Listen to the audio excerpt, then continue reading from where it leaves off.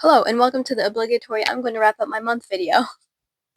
I had a slower month on books for January. As for the number of books and graphic novels that I read last month, I read 6 books and I read 11 graphic novels. So in total, I read 17 books, which isn't bad. It's more of a lighter month for me. I usually average 8 to 9 books, but it's not too far off. I'm going to start by recapping the graphic novels that I read this month, and then I'm definitely going to get into the books that I also read this month. Starting off with a comic I already made a video for, All-Star Superman. If you want my thoughts on All-Star Superman, it is the first video I made on this channel with comics catch-up. I do want to get back to that series. But also, if you want to see my thoughts on All-Star Superman, please go watch that video. Moving on to books I haven't talked about yet, I read Superman Rebirth, the deluxe editions of books 3 and 4. I read 1 and 2 in December, but finally got around to finishing the series. I honestly think the Rebirth Superman is okay. I really enjoy all the stuff with John Kent. I think he's the best character of the series. I think that's where that series really shines. After the Superman Rebirth series and the SuperSons series, I can see why people were really angry when they made the age-up switch to John Kent. I wasn't around in the fandom yet for that. It was very dramatic because even in superhero fandom I just heard about it. But then again, if he never aged up, we would never get his boyfriend. So you gotta take the good with the bad. I think it's really cute that the core of this series in particular is Clark Kent and his family. I really enjoy that Crypto's in the story as well, but I read this kind of at the start of the month and I've already forgotten a lot of what happens in the series. And even though I have bad memory, I feel like if it was a better story, I would remember a lot more. Speaking of the SuperSons, I also read Adventures of the SuperSons Volume 1, written by Peter J. Tomasi. Now that I'm looking at it, the SuperSons is written by the same person that wrote Rebirth, so it makes sense that he would centralize John Kent in a lot of the stories in the Superman, because he's used to doing that in SuperSons. This is a cute little series. It's building off of the already established relationship between John Kent and Damian Wayne. I honestly don't know why I only read Volume 1. I'm getting to Volume 2 this month, though. So that's exciting. I love the dynamics of the almost sibling-like rivalry that John and Damian have together. It's really sweet. I enjoy their dynamic a lot, and I also found myself really enjoying the villains of this graphic novel. They are kid-like future versions of their father's villains, but I feel like they're also very varied characters. They don't act the way you would suspect they act, being the mantles of the villain characters. Like Joker Jr. doesn't act like the Joker in any way. He's just kind of there. He was kind of forced to be there, honestly, and that's such an interesting dynamic. Lex Luthor is the closest to his counterpart, but it's also fascinating to see, like, how would Lex Luthor act if he knew everything he knew as a kid? Because he still has kid-like qualities to him. I think while the previous Super Sun series was more grounded, this one goes the more ridiculous route, and I appreciate that. Because really, what are these kids doing up in space without their parents for that long? Where is Superman and where, like, Batman makes sense. He wouldn't be able to get up into space. Where is Superman in all this? Come get your son, please. But that's an argument you can have for a lot of comics, so I don't get, that's just a nitpicky comment, really. Young Justice Book 5 and Book 6 were really great. A lot happened in these last few books. I really enjoyed the Olympic storyline, and Lobo's separate storyline was really good too. And Empress's storyline at the end was, they hit on some really hard topics with the Empress's storyline, and I was kind of shocked that they went so far. We also, with these stories, get to find out who the leader of Young Justice becomes, and I think it was a good choice. The way they lead up to it, they tease it so much, and I really enjoy when we do get the reveal, because it does feel very satisfying when we do eventually get the reveal. The Olympic storyline with Arrowette was a fun little way to include her while she's not actively doing superhero stuff, and it was a cute storyline. I really enjoyed the stuff with Lobo and Slobo. There are more depressing arcs in Young Justice than you would think there are. It's like, because we see Slobo deal with a lot more than Lobo did, he's kind of deteriorating, and by the end of the book we learn that he's not really going to live for very long, and he's accepted this and he knows this, and the others on the team don't know how to feel about it. And I think that's just such an interesting narrative for a character. The Empress storyline is definitely the most adult story that we've gotten so far. Not only does Empress deal with a lot, but Arrowette's mom deals with a lot in this storyline too by the end of it. But I really enjoy the storyline and what it says about being a superhero, because as a superhero, you're not supposed to like want to seek revenge for stuff that happens to your family. But if I lived in this world and a supervillain like killed one of my family members, I'd go after them hard. Like I'd be an anti-hero, let's be honest. I love my family so much, and if anything happened to them because of another person, I'd go insane. So I understand deeply what Empress is feeling, and I understand that the other members of the team have to kind of rein her in because it's like that's not what a hero does, and I understand that side as well. But it's like, that's my family. And not only that, it's about her dad, and she's like the closest with her dad. And I was deeply devastated when we got to the point in the story where they killed him off. I was like, whoa, we're doing that? Dang. Because I liked him as a character. And I do have some gripes with how the storyline goes, but overall I really enjoyed it. And I really liked that we got a spotlight to Empress's character, because she's such a fascinating character to me. And it seemed like we got a bunch of other characters' stories too. I forget what it's called, but same goes for the reality bending arc where Impulse is allowed to do a lot of cool things. He's allowed to use his brain for once. I really love when he figures that out himself. It's really satisfying. It's really satisfying to me when the dumb character gets to like have that one moment where they're like, I'm smart now.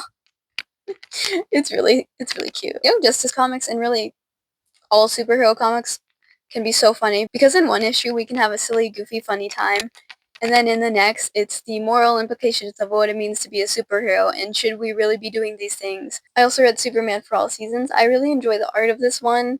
I think one of my favorite panels is when Superman says something to the effect of, someone says that they enjoy his outfit and he's like, thanks, my mom made it for me. I think that's really sweet. In my opinion, this is kind of a better starting story for people who want to get into Superman than All-Star Superman was. I feel like All-Star Superman, you still have to know a lot about the character. So if you do want to go into the Superman stories, I mean, I would start with Superman Smashes the Klan. That's like my favorite Superman story, and I think you can jump into it pretty fast without knowing a lot of other things. Also Superman for All Seasons, and then All-Star Superman. I feel like that's the order that I would like put them in. Superman Smashes the Klan, Superman for All Seasons, and then All-Star Superman. Because at least with the first two, you get more of a sense of who Superman is as a character, and then All-Star Superman, you have the context for All-Star Superman. The next graphic novel I read was Love Advice from the Great Duke of Hell. This one was a wild trip. This one was a wild ride. This is a physical adaptation of a webtoon, and I was so tempted as soon as I finished it to go on to Webtoon and continue it for free.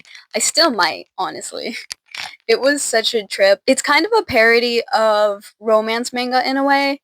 It's making fun of the ridiculous kind of things that will happen in a romance manga. There's a lot more that goes on than I initially thought would. I thought all of the story was going to be about the main character, the guy that calls on the Great Duke of Hell just for simple love advice. The Great Duke of Hell is flabbergasted. He's like, I have all this power in the world. You're gonna sell your soul to me. Not even like forcefully, just to give advice. The book is wacky, fun time. The side characters get a lot more backstory and thought put into them. His sister is one of the characters that I really enjoy. Her story that she goes on. I think all of the minor characters having side stories is really cute and gives more depth to the world. I got it for a goofy fun time, and I had a goofy fun time. Kind of a departure from what I usually read. I decided to check out from my library The Road, an adaptation of the Road book. I've never read the book that this was adapted from, but I thought that a lot of love and care was put into the art and how it is presented and how it wants to present this book, and I really enjoyed it. It is an apocalyptic adventure with a dad and his child as they brave their way through the world that is now dying. It's similar to a story like The Last of Us, where it's like they're technically zombies, but not really, and then the worst of humanity also shows themselves, and you don't know who you can trust. So it's just this dad taking care of their child and trying to give the child the best life that he can. This is frankly an emotional and kind of grotesque story. Like, some of the panels I couldn't look at for long because they were really dark, which is exactly what this comic was going for. So it definitely delivered on its premise. I just don't usually read stuff like this, but the artistry of this book really kept me going, and it's frankly really beautiful. Cormac McCarthy does like an excellent job with the art. And I think it adds a lot to the story seeing it visually and seeing how awful this journey must be to just stay alive in the world that has danger at every corner. And now, stories that are more my speed. We have 2 Superman stories. We have Action Comics Volume 1, Rise of Metallo, and then I also read Superman Volume 1, Supercorp. I like reading Action Comics and the Superman stories together, but then they tend to blend in my head and I forget which was which. But I do remember that these were both a good time. I really enjoyed the growing family that is the Super Family, and so seeing them all in the Action Comics was really interesting. I didn't know a lot about the twins going into this comic, and so I enjoy learning a little bit more about them. I think the storyline with John Kent being a little jealous of the twins makes a lot of sense too, because he was an only child for so long, and so having to deal with these new kids is like, who are you? That sounds mean. That sounds like he's mean to them. He's not mean to them. But it it does make sense for his character to go down that way. The Action comic story kind of is all about the Super Twins in a way. It still gives highlights to almost everyone in the Super family. I would have enjoyed a little bit more with Supergirl, Kara, but at the very least it gives small highlights to each character in the Super family so that you can learn about them a bit more. I really enjoy Connor and Keenan's relationship. They feel very much like brothers, and I like that they have little quips to each other already. And I really enjoy their playful, fun relationship with each other. I enjoy that it had a story and through line, but I think I enjoyed Superman Supercorp a little bit more. In Superman Supercorp, we are dealing with Lex Luthor being in jail, and the repercussions that it has towards Superman, as all of Lex Luthor's villains are now intent on getting not only Lex Luthor, but now Superman into the mix. Because Lex Luthor is in jail and he left Superman his company, essentially. Superman is really resistant to this, but once he realizes how many people he can help with it, he's like, fine, I'll take it over, whatever. But I really enjoyed the change of Superman essentially having to deal with the villain's villain. It's a really clever story through line. This is also notably the comic that Jimmy Olsen falls in love with a supervillain. They are so cute. I think that whole little side story with Jimmy Olsen and his girlfriend are adorable. I also really enjoy Lois Lane in this. She's taking over Perry's job, and the ways in which she struggles with it but also kills it. I think the art in these stories is also fantastic. I think my favorite character set up in this, I'm going to talk about her more when I talk about Volume 2, but my favorite character set up in this is Marilyn Moonlight. Her design is so insane. I love her ghost horse. I I enjoy her character, but I can't talk a lot about it because it spoils Volume 2. Just know that I love her. So if you were excited on the continuations of my thoughts on Superman for Volume 2, then definitely subscribe because I read those in February, so they will be on next month's wrap-up. But definitely stay tuned for that. I feel like I have a lot more to say about Volume 2. Okay, now on to a wrap-up of books I've read this month. I feel like with comics a lot of the time, I just really enjoy them, so I don't have much more to say than it was good. I like the art. Please go read it. I also have a hard time figuring out how not to spoil things, so sometimes I'll just say spoilers and then be like, whoops. The first book I read this month was The Brightness Between Us by Elliot Schaefer. You are going to notice a lot of science fiction books on my lists because I love that genre, but I especially love science fiction romance. It is so good. This is a sequel to The Darkness Between Us, I think. Fact check myself, feature me. Okay, the first book is called The Darkness Outside Us. I'm really bad with names and remembering them, so I have to go back and look at the names. Anyway, this book follows Ambrosia and Kodiak, and Ambrosia's the main character. He initially thinks that he is sent out on this space mission to save his sister, but he slowly realizes that not everything is what it seems, and there are some weird things happening on the space station that shouldn't be, and he eventually slowly realizes that that was all a lie, and there are more mysteries afoot. And Kodiak was sent there because he's kind of from the opposite country, so they still wanted a representative to be sent for it to be fair. Throughout this first book, they realize the mystery that's been kept from them, and so they kind of go off course and decide to make the mission their own, and they abandon plan. I kind of have to spoil a part of the first book to get to the plot of the second book, but essentially they decide to make their own way, and they crash land on a planet that they are then planning to make habitable. So for the brightness between us, it's the continuation of their story,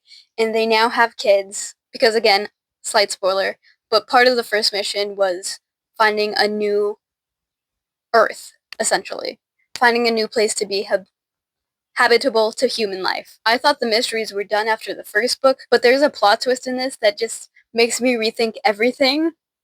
It's done really well, because not only do we get the point of views of their children, because again, I have to spoil this to explain the second book, but this Ambrosia and Kodiak are clones of the original Kodiak and Ambrosia, so we get the story of the original Kodiak and Ambrosia, and it just unravels this tangled web.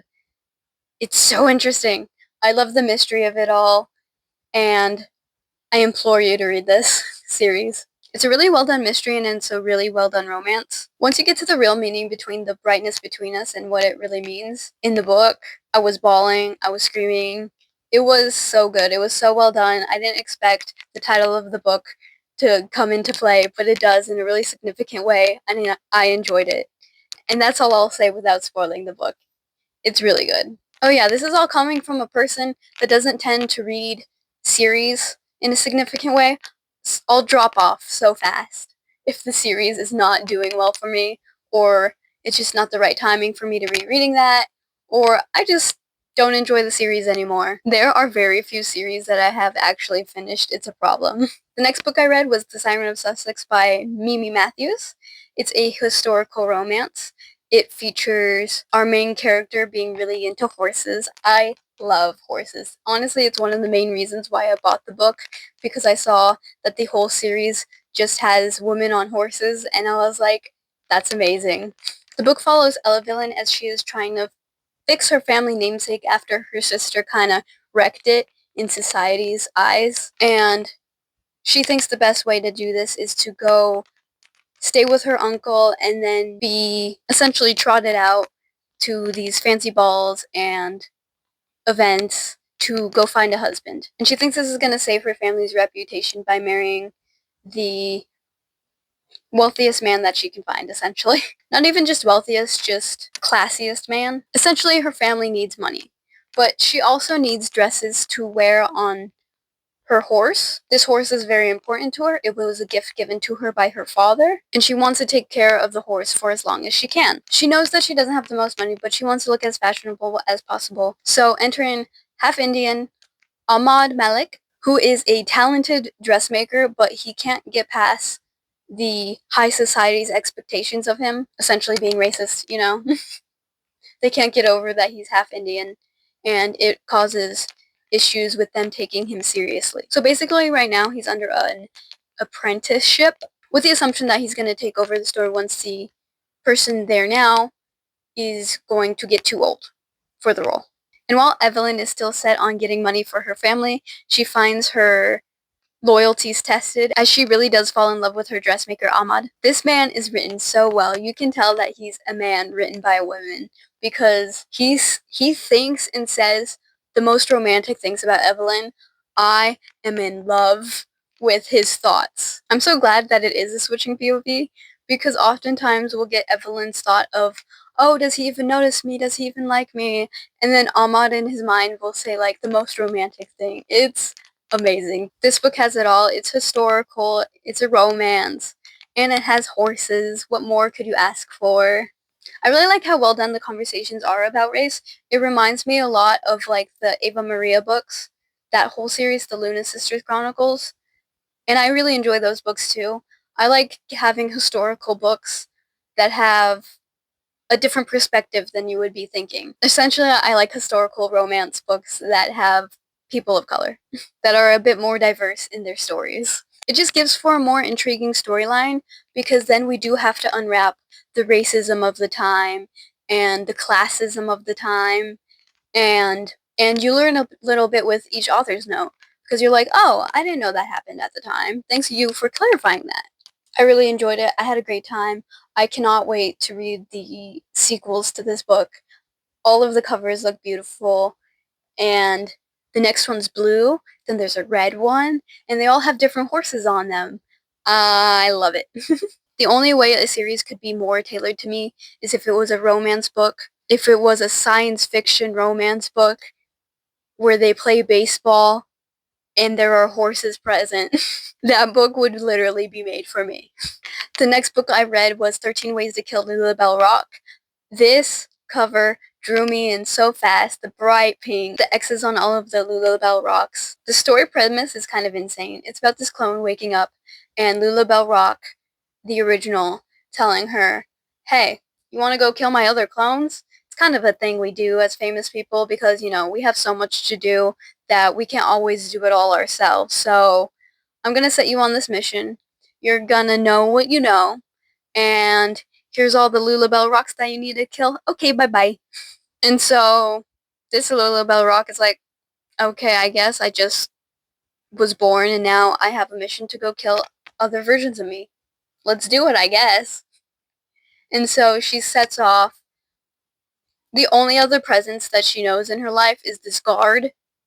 And so the only thing that he doesn't really talk much, and the only thing that he asks of her is to go to a diner and try the 2 flavors of ice cream and tell him which one is better.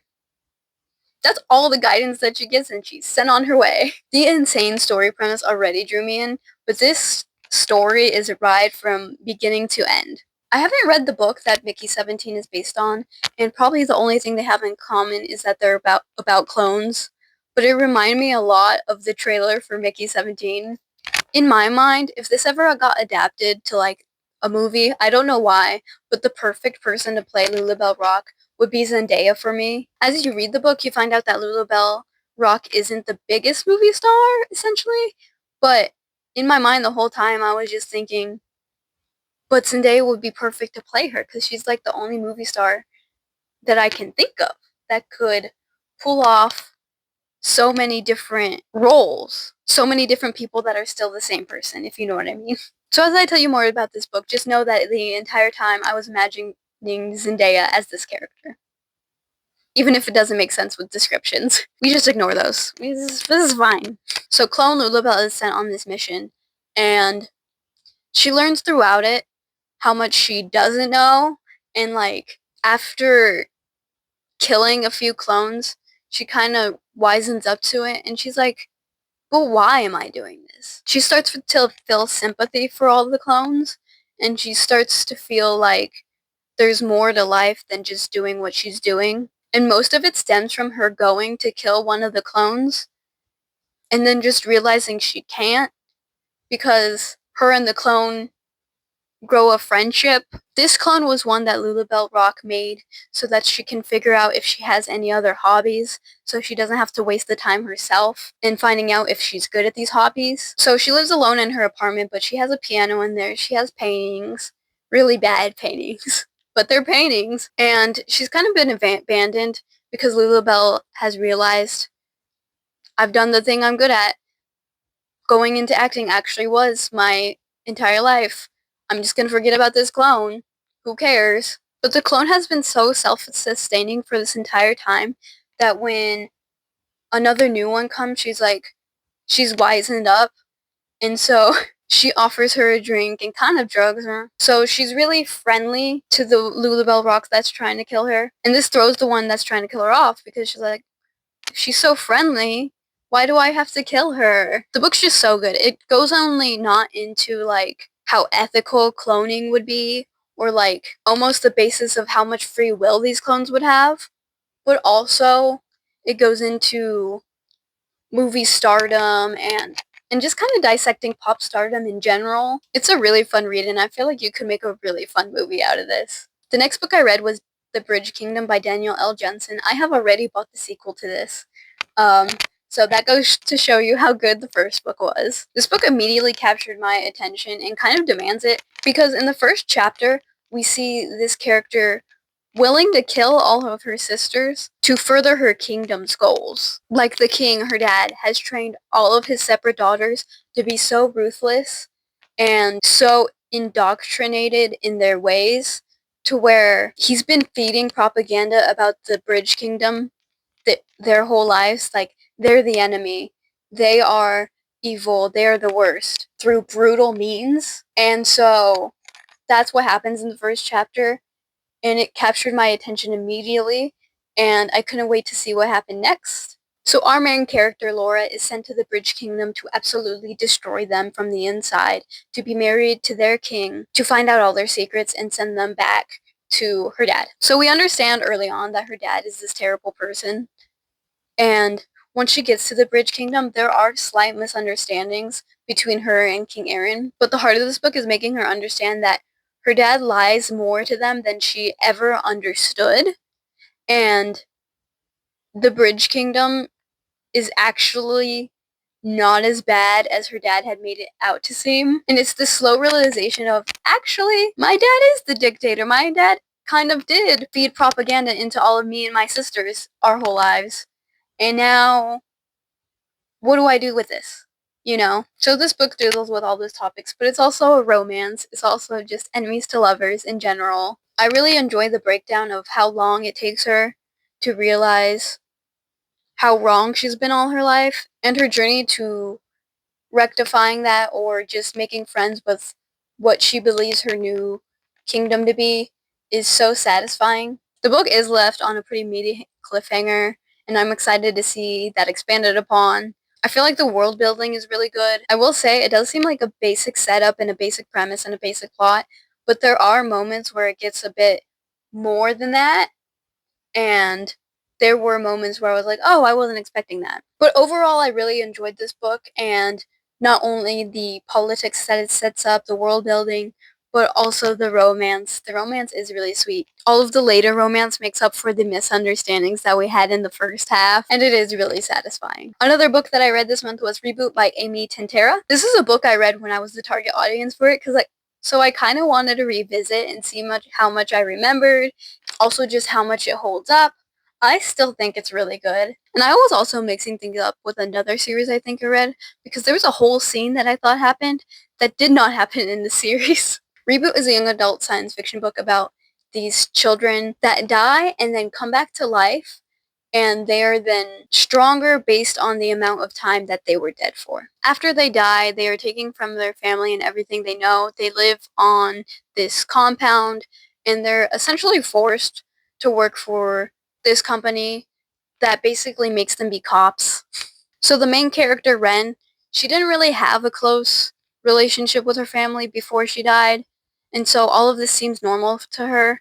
The entire facility of HARC, which stands for Human Advancement and Repopulation Corporation, they're the ones that are essentially having them work and go out to places to be cops, essentially. So Ren, really not knowing any better, not really, only knowing her past life where she was shot 3 times and killed, and her mom was a drug addict, she sees this as a new, better life. But as soon as Caleb comes into her life, she realizes all that she's known is kind of messed up. An important aspect to the series is the higher your number, the more of like a monster you're made out to be. Not only do the other reboots, but everyone at the facility just assumes that they have less emotions. They are stronger, but they're less in tune than like the lower numbers. And the numbering is very important to her and Caleb's relationship, because she is a high number at 178 minutes, but he is like the lowest number they have at like 22 minutes. And so he's not as strong. He still remembers his family and wants to go back to like see them. And she's like, that's not really a great idea. They don't see you as human anymore. And there's a whole thing about that. But the entire story is about Ren figuring out that not everything is as she once seemed. And she also has her best friend that's freaking out because they are doing kind of tests on the lower numbers. They give them shots and then just leave them to figure out what happens. And they turn into kind of these crazy versions of themselves where they will crave human flesh kind of like zombie versions of themselves, and they will attack anyone that's near. They don't have any awareness, and a lot of the times it ends up killing them. Among other things, this is kind of the last straw for Ren, so she makes a plan with Calum to try and figure out what's going on in Hark, if they can fix it, if they can leave. And it brings about a lot of questions of like, why does Hark exist? Who are the people that the reboots are jailing? Why are there rumors of other reboots running away? Why is there a rumor of like reboots going to a place where Hark can't control them? Just a lot of questions. It does fall into the fascination at the time that I had with young adult dystopian, thanks to, yes, the Hunger Games. It really is a problem because it makes me want to also reread Divergent and that whole series. I don't think I ever finished the Divergent series. But anyway, back to this book Reboot. It has a lot to say about systems and how these systems are put into place, the circumstances of class, and how that would work in a dystopian type setting. I think it's an okay book, but it does make me want to reread some other books that I read when I was young and see how they hold up. Or maybe finally finish the dang series. I did check out the second book from the library, but I haven't touched it much. So we'll see where that goes. It's a very sweet type of romance. I know this book is older, but I kind of wish that they stayed friends. But I also understand going the romance route because it's kind of what all these books were doing at the time. The last and final book I read this month was called Someone in Time. The editor for this was Jonathan Strahan. This is an anthology series with the books being themed to time travel and romance. I think it's really cute that the introduction does mention Doctor Who, and there is a wide variety of stories in this, and I loved every single one of them. This book, I keep saying that this book was made for me, but I love romance. I love science fiction. I'm just always glad when I find a book that is science fiction and romance, and this is one of those, and it's a ton of stories. So I get a lot of different perspectives and a lot of different writers, and I enjoyed a good portion of these. I think only one or two of them I would say, oh, those were okay. Those weren't really my speed. My favorite of the bunch was definitely the story called The Difference Between Love and Time by Catherine M. Vallant. It is a little bit more of a confusing story. It's not linear, and it's the romance between a human woman and the space-time continuum. It is ridiculous at times, but it knows its ridiculousness, and it plays into it, and it ends up being profound in places as well. And I really enjoyed the whole thing. And even if I was confused at points, the whole thing was really interesting. Like the wittiness of the space-time continuum and how it really can't ever choose a form, and the conversation of why it even has a father to begin with. It all just culminates into this really beautiful story. I think it's one of the longer ones. There's also another shorter story in this. I forget who it's written by, but that one is also really good. It's like a few pages long. There are also a couple stories that are in the embodiment of the final epic song that are like the conversation between Odysseus and Penelope, where it's like, I will fall in love with you over and over again. And that song was just playing through my head while I was reading some of these stories because it's just the embodiment of that. Like the first story is about this man that knows about this time traveling rock. He knows about this time traveling place and he's trying to find out his destiny essentially because this time travel place is supposed to know where you're supposed to belong and send you there, or at least that's what he assumes. And then the groundskeeper there, he keeps on having meaningful conversations with the groundskeeper there, and it takes him a while, but he realizes that he's slowly falling in love with the groundskeeper. And so every time the groundskeeper asks him, did you find your destiny yet? Every time he travels a different place, and he's like, nope, not yet.